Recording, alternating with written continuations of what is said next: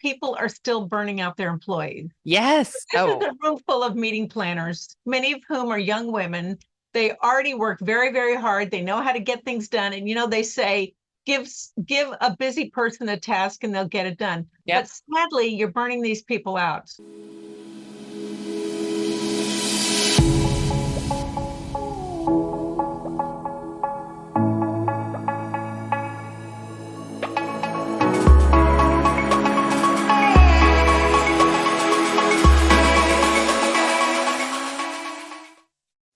Welcome back to the Bombshell Business Podcast. I'm your host, Amber Hurdle, and I don't have any big announcements or any housekeeping to do today, but I'll tell you that today was, it was kind of rough. I was tired. I've been going nonstop.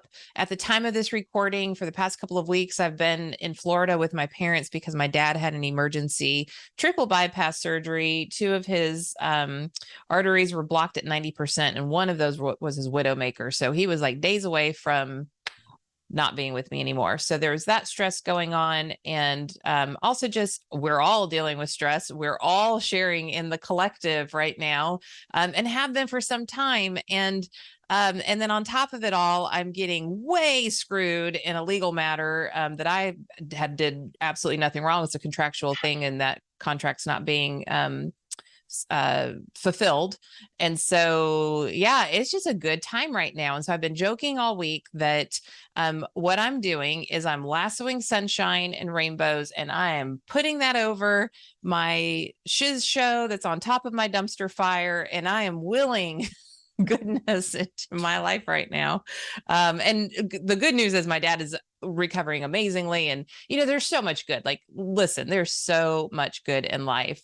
But today I'm tired. And literally before I hopped on Zoom to talk to our guest today, I was interacting with my attorney. So I was like, thank God this is my interview today. What divine timing. And so burnout is a two-way street.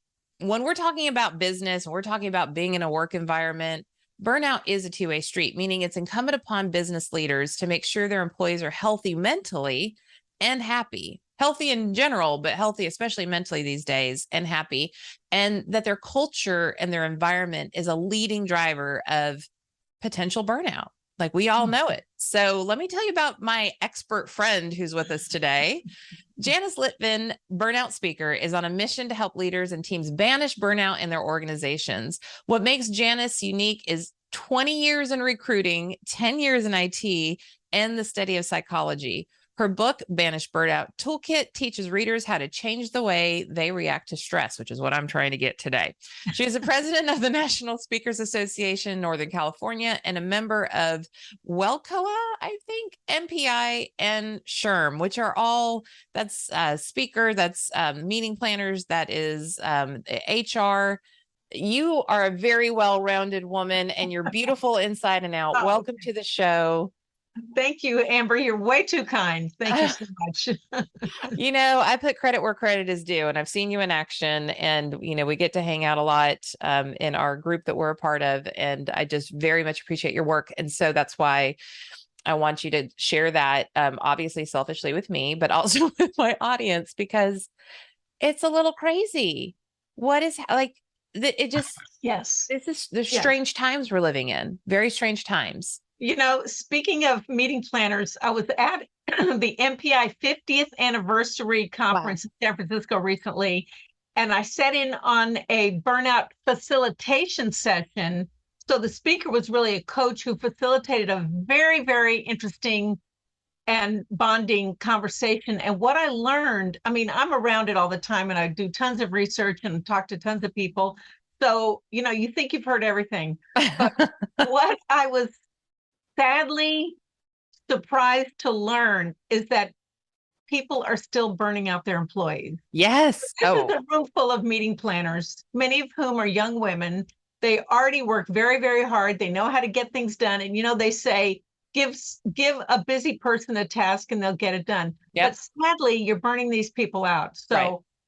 Two in particular, one was from a petrochemical company, and one was from a pharmaceutical company, both billion-dollar companies, and they can't hire her. an admin or a coworker to help with her work. And here's the sad fact. We, especially women, were not taught how to push back and ask for what we need. And that's one of my big goals with my work, is help people learn how to set healthy boundaries, to say no without saying no, meaning, let's back burner some of this work. Yes, I'll take on all this extra work, but you, Miss or Mr. Manager, are going to have to acknowledge the fact that I'm already working 40 hours, and no, you can't burn me out because I will leave. And that's what we're seeing. I'm a workaholic. I'm going to admit it. Like, my hobby is work. I like work. And when I'm eating, I like to work. Like I do. It's who I am. And like, when I've worked for other people that listen, they know they could hit play and Amber will go 70, 80 hours a week at times. Right. Right. And so they would take advantage of that, but I knew where my limit was. And in a professional setting, I would just be like, oh, okay, you want me to do that? So does that mean that this is no longer a priority? Does that mean that this is no longer a hot button and I can get an extended deadline? And if they're like, no, you got to do both, I'd be like, okay, well, what fairy is coming to help me do it? I mean, I was very overt about it. In my personal life, though, I've really had to do the reps to put those boundaries in place, to say, what I need. It's awkward. It is. It is. I mean, you remind me of my husband, and thankfully he has a very good sense of humor. The running joke towards the beginning of the pandemic was, he would come in and we were all working. My adult son, my husband, and I were each working from home before the pandemic. So we thought, oh, this is a no-brainer, no problem. And so we were each in different workspaces, and he would come in every week and go, can I just get you for 10 minutes in the garage? And that was code, though he didn't get it, that I knew that meant 2 hours. I said, no, you can't get me for 10 minutes or an hour or a minute in the garage. However, at least not right now. However, I will make a date on my calendar to see you Saturday at 10 a.m. in the garage, and I'll give you the 2 hours, but I'm not giving you 10 minutes now because I know what's behind that. So if you're not just scrappy, sassy like me, and again, in business, I'm just like, this is what it is. It's black and white. Like, there are no questions. I don't like there are, this many, there are 24 hours in the day. I need 5 for sleep, which now I need more. But at the time I'm like, that's fine. And so if you're not somebody who's wired like me, who's like very comfortable, expressing her independence, we'll say, that's not the average woman. So what is an average woman, or really anybody, but we're mostly female audience here. What does she do when she's being pushed to her brink, when that is different for everybody? So first of all, let me say, yes, I hear what you're saying. First, let me say, I think a lot of us are grounded in fear. A lot of us have parents who taught us, and I quote this all the time. My mother was a recruiter in the 60s in Houston, in a very male-dominated oil and gas industry. And she used to say to me, you don't have to like your job. You just have to do it. You can like going, when you go to the bank on Friday, then you can like what you're doing. And those days are gone. You just can't do that to people. You can't just say you're lucky to have a job, because people are communicating by leaving. As we all know, we have this thing going on called the Great Resignation. And so people are leaving. I don't know if they're going to other jobs or starting their own business or what they're doing, but people are more and more standing up for themselves and saying, even in interviews, what can you give me the evidence that your managers are emotionally intelligent? What are you thinking of emotionally intelligent? And there are still CEOs who say, I'm the boss and what I say goes. Yeah. Oh, no. That doesn't, you hated it when your mama said that to you. Don't say it to your employees. Yeah, the interview is over. No, you can't treat people disrespectfully, but it's still out there all over the place in manufacturing and tech and all over. Yeah. Oh, construction. I think it's particularly in the case of manufacturing and construction, I would surmise to say that those are very male-dominated fields. Yeah. And so great men. I love my construction, my foremen and my supervisors. I love them. And all they're doing is what they were taught to do by their leaders, what they were taught to do by their football coach, what was modeled for them. So right. it's not just about like, I need to advocate for myself, but it's about reprogramming the brains of people who have been treated that way. And it's like, well, that's not how it works anymore. Well, and if you look back to 35, 45, 50, 100 years ago, women weren't taught to stand up to anybody, particularly their spouses. Women couldn't say no. Women couldn't say no to their children. I've had women come to me after my presentations and say, I can't even say no to my children. No, I can't. But,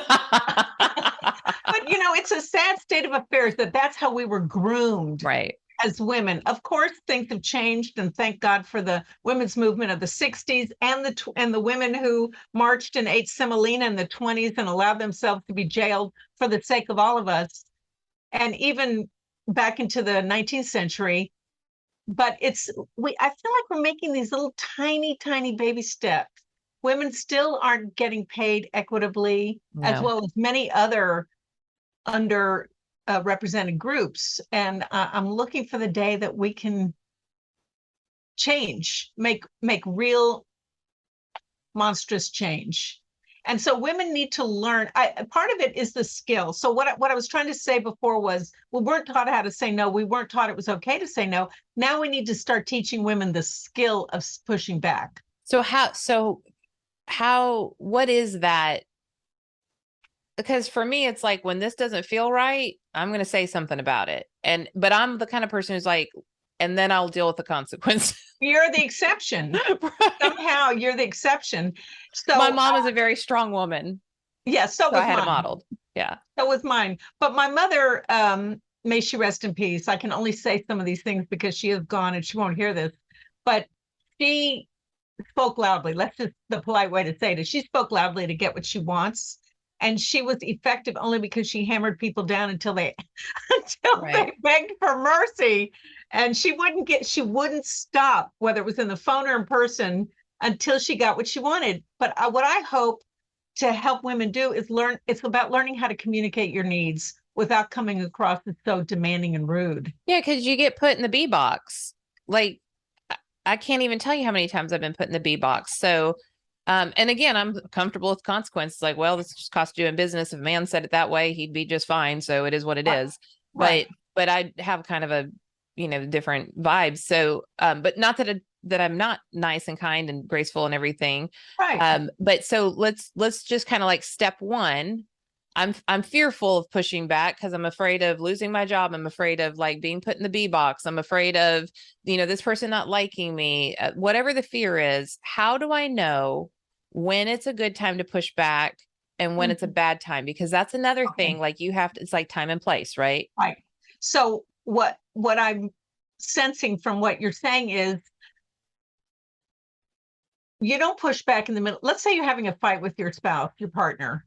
You're not going to start pushing back then because tensions are high. You're going to wait till everything is calm, till you're dealing with an even, rational playing field. Well, the same is true in business.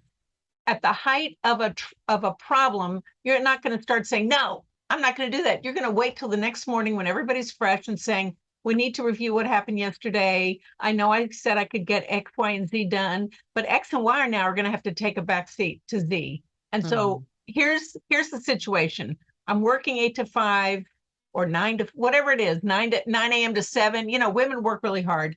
And then I go home and cook dinner and clean and take care of my children, and I'm exhausted. And so, yes, I can get all these things done, but I don't wish to live my life as an exhausted human being. And you're not going to get the best of me.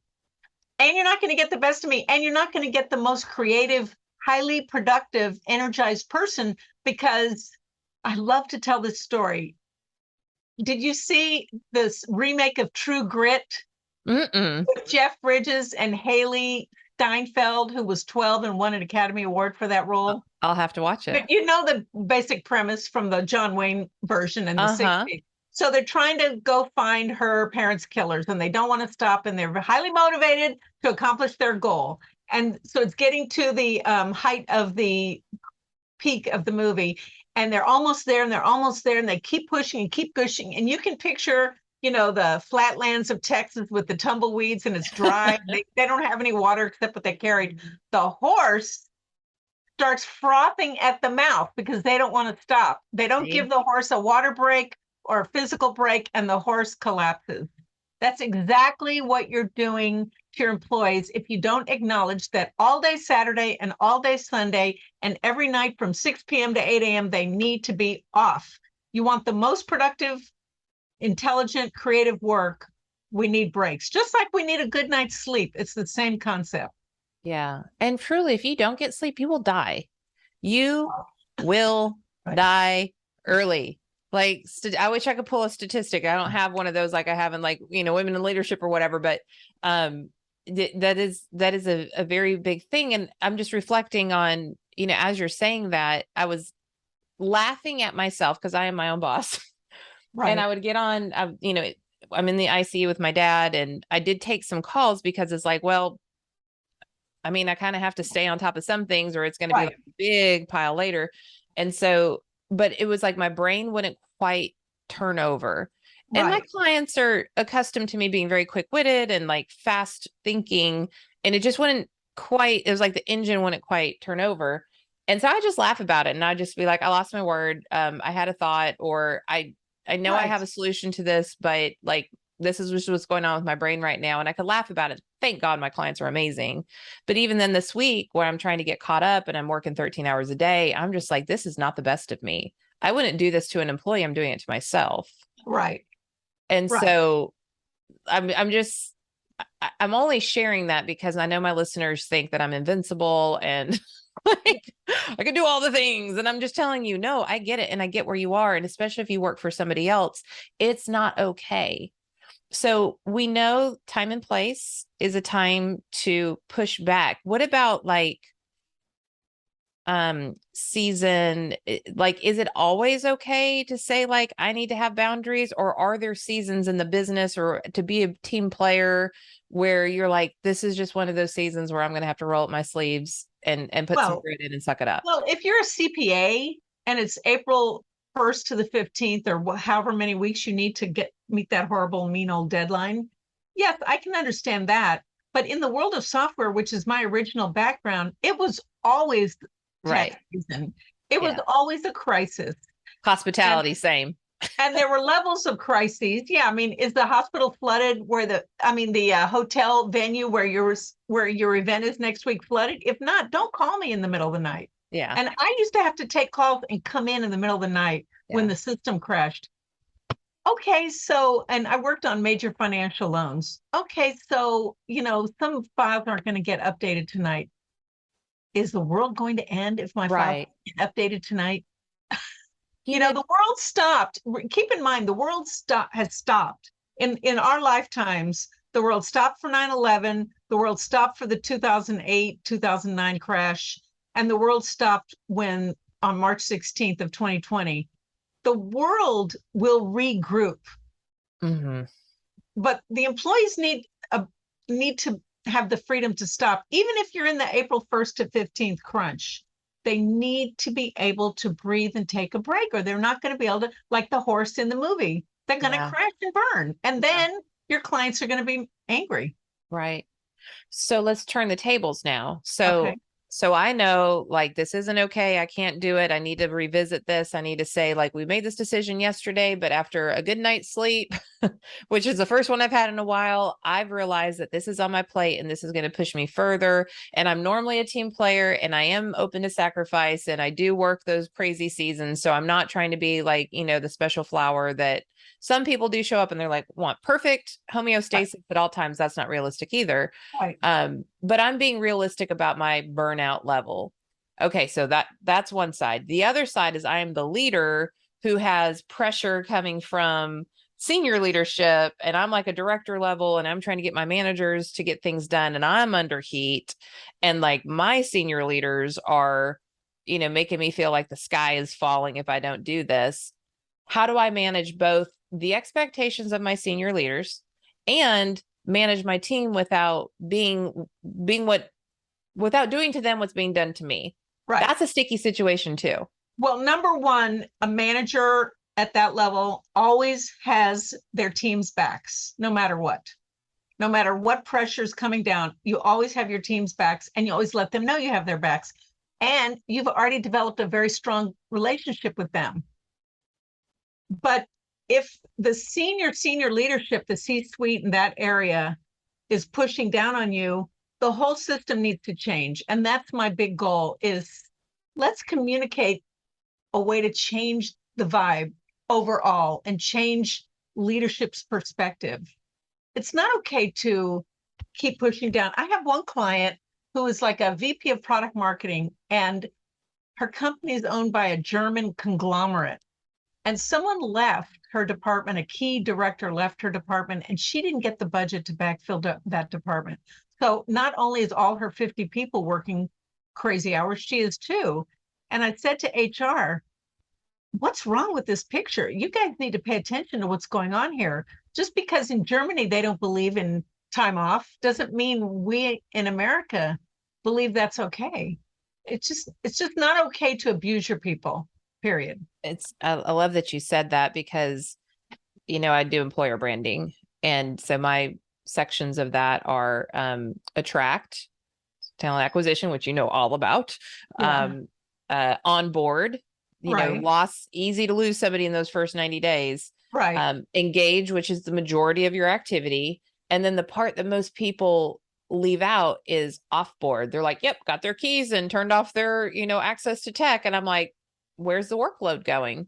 Where's the plan? Right. What's the rehire plan? What's the, how are you just, there, because that and something I just learned at a conference last week, are you staying, rather than having to do an exit interview, you should be doing a weekly, let's call it an exit interview. You should be touching base with people minimum once a month, if possible, once a week. How's it going? What am I doing well? What do I, as your manager, need to do better? How are you doing? Are you getting things done? What resources do you need? Or the other thing that I want to make really clear is when someone is struggling, and this is the problem, there's a lot of still stigma about mental health. First of all, mental health is health. If somebody comes back from lunch with a broken wrist, you're going to rush them you're going to either call 911 or take them to the hospital. The same is true with mental health. If you see something, say something, which a term that I'm borrowing from law enforcement. If you see that someone's not themselves, they've suddenly started turning off their camera in Zoom meetings, they're not smiling like they normally do, they're not energetic like they normally are, say something. Something's wrong. And it's not, you don't have to go and say, what's wrong with you? You're not smiling anymore, which is, completely off base. But say, it doesn't seem like you're yourself. I care about you. What's going on? Do you need help with something? Do you need time off? Is something going on in your life? Do you want to tell me? Do you have a good friend you can talk to? What do you need from me as your manager to make your work life okay, even if that means some time off? Maybe they're caring for a sick great uncle who's got liver disease and they suddenly just got diagnosed and they're worried. Maybe they just need to talk. Sometimes the healing is in the talking. That's right. Yeah. Oh, love that. So what about a global level? Meaning, like, we're not asking the employee to have some kind of a strategy. We're not asking for an individual leader to have a strategy. We're asking the company. And there are some, like, you could look at Google and they have puppy rooms and nap rooms and all kinds of stuff. And I'm pro puppy, just to be clear. I like to joke me about too. It, I definitely, my puppy is my emotional support animal for sure. And so what can you do that is maybe not like super cost effective or that doesn't have time constraints, that are, and it's not like an EAP. So for those of you, it's something that's tangible in the company that you're like, I know that my company cares about my mental wellness. They care about the fact that we do work really hard and they don't want me to get burnt out. Number one, ask your employees what they want. Oh, novel. And consider giving it to them. Number two, reward and acknowledge people's work. That doesn't mean you have to pat them on the back every single day, but when you see something that they did that was wonderful, acknowledge. Now, acknowledgement, there are different love language. I use this phrase loosely, love languages at work. An introvert doesn't want to be acknowledged in front of a large group. Right. But maybe they want to go out to lunch with you. Maybe they want a $50 Macy's gift card, whatever it is they want. respond to them in their love language, but you have to know them well enough to be able to do that. Right. You have to, it's really about, and time. How about a CEO spending time with their employees one-on-one? Ooh, Do they have an hour a week that they could spend with different employees or small teams of employees? just had that conversation with the tech CEO the other day, and we were mapping out how her goal is to have a one-on-one with everyone in the company at least once a year. We talked about quarterly meetings with all leaders, and then we talked about monthly having like a coffee chat where 5 people come in and Right. they tap into her. And then what happens is people understand that from the very top they're cared about. So there's a book you may not have heard of, and actually this woman is based in Nashville. Ooh. So the book is called Lunch with Lucy. Are you familiar with it? I'm not. Okay. So this is what she did. The first chapter is about when she started her company, she had 40 employees, so it was easier at the first. And she had lunch every Wednesday was lunch with Lucy. And her name wasn't Lucy, but she just loved the way the alliteration rang off her lips. So every Wednesday was lunch with Lucy Day, and she picked a different employee, or she allowed them to pick her. And she did all kinds of things. To her, it was important for employees to have a living wage. Even at the minimum wage level, she paid them more than minimum wage because she realized that if they couldn't pay their rent, they weren't going to stay with her and they were going to have to work 2 jobs. And they have children at home, leaving children unattended at home because they have to work 2 jobs. That's not right. That's not ethical. That's right. Pay them a little more. She gave them profit sharing. She even got to a loan program, but she didn't just hand out money. She interviewed each employee before she gave them the loan to make sure they were managing their money well. And if they weren't, she said no to the loan, but she taught them how to manage their money. So she did a lot of inspiring things. She had monthly rewards night for the whole company, and she asked the employees to nominate one of their teammates for rewards. Yeah. And in that way, she encouraged people to care about each other. Oh, that's great. Oh yeah, I know who she is. Letter Logic. Yeah. Yes, See, Letter Logic. I had to come over and spy on her. I'm like, how do I not know this woman? I do. Okay. Nashville's a small, big town. I'm telling you. Have you met her face to face? Yes.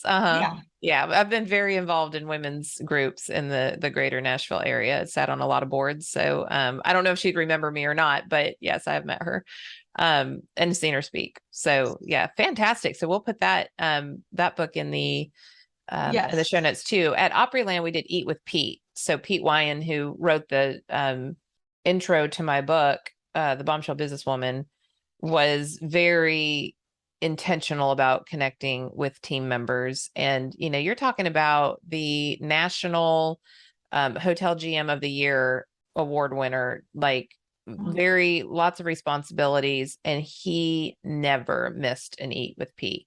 And sometimes it would be early morning breakfast, and sometimes it would be lunch. And we might have done a few dinners too, because we had so many different shifts. But that was just like things got dropped, but that never did. And when I say things got dropped, let me tell you, nothing in Pete Wine's world ever got dropped that was not okay to be dropped. but that is just such a great. And I will say, we worked our butts off at Opryland. I mean, like, I've never worked so many hours and worked so hard in all my life.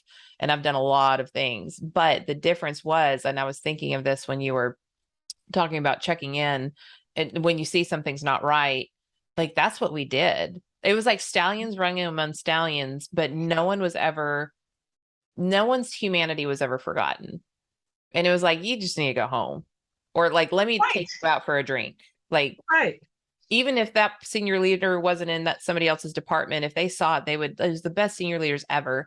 And the magic of Opryland is something that I wish I could see at every company. It really drives what I do for a living. And I just love that some of your go-to strategies are things that our senior leaders were really real about. Okay. So we've had, this is what we do for pushing back, especially for a woman. This is what we do for a leader under a lot of stress. And, how do we make this happen? And then we have done like the whole company. What about industry wide? Because there are some industries, hospitality being one of them, especially like food and beverage is just like savage.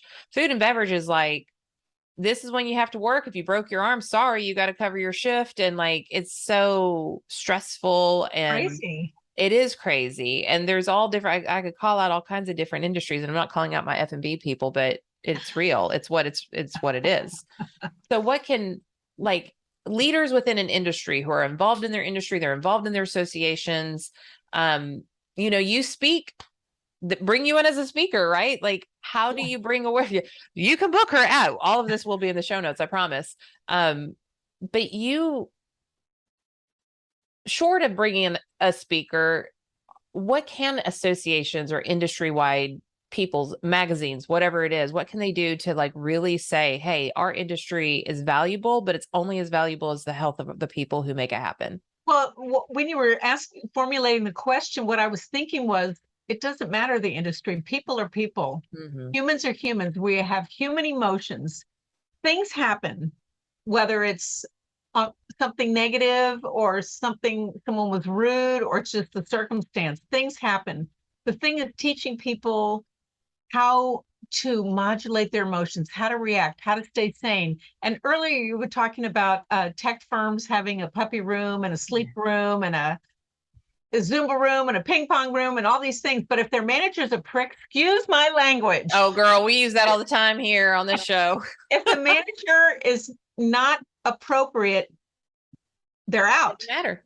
And Google, I was happy to say a friend of mine was a recruiter at Google, and he told me once that at review time, not only were the employees reviewed, but the managers reviewed by their subordinates. Yep. And if a lot of subordinates started saying the same thing about a manager, they were taken off the line, so to speak, and given training. Yeah. So a lot of times it's about lack of training. Most managers get promoted for what they know how to do, not how they communicate. And emotional intelligence is not rocket science. Some of us are born with more of an intuition, or we had mothers or fathers that just role modeled that behavior. But it's not that hard to learn. You just have to want to. If you're smart enough to program a rocket ship, you're smart enough to learn how to be emotionally intelligent. And it might not be comfortable at first. I know there are some people that aren't comfortable with human interactions. But if you're a manager, it's your job to get comfortable. It's like going in and like, working in a bakery and being like, well, I'm just not naturally good at baking cakes. Well, it doesn't matter because that's your job. And part of being a leader is managing other people and influencing and communicating in a way that is well received by the people you're communicating with. You said something that made me think of another question, and then this turning engine thing in me is not working. Oh, I know. So again, over the past few years, work 100%. I have boundaries. Like, that's my fee. Sorry, like, I don't know what to tell you. There's billions of people in the world. All I have to do is find the ones who want to do work with me. I'm very clear. But in my personal life, I've realized the hard way that I really sucked at boundaries. So I have asked the people who are closest to me, as I have put boundaries in place, or I've thanked them for being patient as I awkwardly figure out how to practice having boundaries. Mm-hmm. And I'm saying it just that way. Thank you for allowing me to awkwardly practice this, because it doesn't feel normal to me. And this is new to me, and I'm in my 40s. So, it's so common. It's easy to do at work. It's not easy to do in my personal life. Right. So somebody at work is in my position and they have to practice, and it doesn't always go well. How do you recover when you try to put a boundary in place and it's just awkward for everybody, but you need to keep doing it? First of all, there's a huge value to having a best friend at work. Yeah. To say, please please call me out privately when you see I've fallen off the mark. I'm trying to, like in this case, I'm trying to establish boundaries. Just being open and vulnerable. Vulnerability brings on more vulnerability. And that's one of the solutions to eradicating mental health stigma is expressing vulnerability, even at the highest leadership levels. And there are companies that are starting to do that. And so if you can be vulnerable, people will like you more and support you more. Like I said earlier, if you come to work with a broken ankle and you're on crutches, somebody's going to carry your bag and open the door for you. You have to show your vulnerability to get that. So good. Can you say that one more time? Just, I think we need to hammer that home because that's such a good visual. Well, my husband, when he worked at a tech company in San Francisco, one of the SVPs had broken her leg, and they both took the same train. He would run into her on the train, and he'd like, don't have this big, heavy bag on your back. Let me carry your bag. And so he would help her navigate the steps, whether it was the elevator, whatever it is she was trying to hop on the escalator because she was a superwoman. He'd like, no, let me help you. Let me help you. It's like open the door for the elderly. Right. You know what I mean? It's like be kind to your fellow worker. If they have a broken leg, how are you going to treat them? Well, if they're emotionally broken, how are you going to treat them? Are you going to keep hammering them down? Or are you going to say, wow, I thank you for your vulnerability. Yes, I'm happy to try to help you. Again, we're all human and we all have to open up with love and compassion. Yeah. All we need is love. Hashtag, all you need is love. I love it. Yes, yes. So Bill, the recruiter guy, sat next to me at. Oh, I know Bill. I know Bill. You know Bill. So I got a whole crew in Las Vegas to go see Love, Cirque du Soleil Love, and I made him sit next to me. I didn't know about that. Yeah. Well, I think it just happened. We were at dinner. I know. And so we were, I made him sit next to me because I was like, I'm going to rock out hard for this whole thing. And I'm going to need you to like, be okay with it. So, okay. There's so many other things I would love to get into, but I think we're already like kind of past the typical time we go over. It's fine. Nobody cares. But, before I tell everybody how to find you and we talk about where to get your book and how to book you as a speaker, and I know you're a certified virtual speaker as well. I always like to ask every guest, what parting piece of advice do you have for a bombshell? So someone who is or is really trying to be a bold, brave, unwaveringly confident woman in business. Don't be afraid to show your vulnerability. It's like a lot of us have this outer shell of strength and armor, but there's an inside, there's a soft inside, and don't be afraid to show that because that's the whole person. That's and right. I believe people will respect you more. Yeah. And I think that's the greatest part of our, our friend group, our mutual friends that we have, is that we're all like, we could be the superstars on stage, but we could be vulnerable with each other and be like, oh, this is what's real. Right. Not that anybody is fake on stage. I don't mean to make that, no. but we have to be strong and we have to be all of these things and we have to be on so much that it's okay for us to kind of come back together and be like, I'm exhausted. This isn't going right in my business, whatever it is, and be that support for each other. So, I thank you for being that. And I thank you for being on the show. Where can we find your book? JaniceLitvin.com/book. Oh, that was hard. Okay. Well, the Janice Litvin part is hard, but you can see it at the bottom of the book jacket, or I'm sure it'll be in the show notes. Okay. Yeah. Oh, absolutely. It'll be in the show notes. And then you're on LinkedIn. I'm very active on LinkedIn. I'm there all the time. So I say this every time. I'm like, we are business women.